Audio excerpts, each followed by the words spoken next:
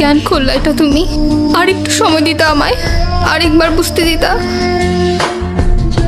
কেন আমাকে এভাবে ছেড়ে গেলা? আমি কি করব এখন? আমি আগেই বলছিলাম, তখন তো শুনলা না, এখন আফসোস করতেছো। আমি ঠিকই জানতাম তুমি কাঁদবা, কিন্তু তখন বুঝলা না। প্রথম প্রথম সব কিছু কত সুন্দর থাকে, তাই না? তারপর চেঞ্জ হইতে থাকে, ইন্টারেস্ট, বিহেভিয়ার, আর সাথে ইমোশনস। আমরা এখানে 1 ঘন্টা ধরে বসে আছি, আর তুমি ফোনই চালাচ্ছ। তো কি হয়েছে?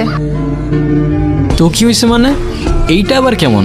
আমি বসে আছি আর তুমি ফোন চালাচ্ছ। তোমাকে তো কেউ মানা করে নাই, তুমিও চালাও। ফোন চালাইলে তো আমি বাসায় বসেই চালাইতে পারতাম, তোমার সাথে এসে কেন বসে আছি? দেখি, এখন খালি আমাদের ডিসকাশন হবে, কোনো ফোন না। আজও ফোনটা কেন নিলা? ফোনটা দাও। দিচ্ছি তো, দাঁড়াও।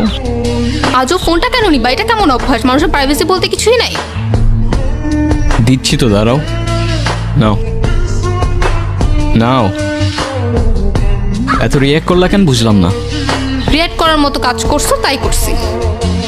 তোমার বিহেভিয়ারগুলো না দিন দিন চেঞ্জ হয়ে যাইতেছে। আমি আগের মতোই আছি। মেবি তোমার আর আমাকে ভালো লাগে না। তোমার এক্সপেকটেশন দিন দিন বেড়ে যাচ্ছে। কার সাথে কথা বলতেছিলা? কেন এখন ডাউটও করতেছো? Come on, I didn't doubt, আমি জাস্ট আস্ক করতেছিলাম। ফোন চেক করো, নাও নাও। লাগবে না। কেন এখন চেক করবো না কেন?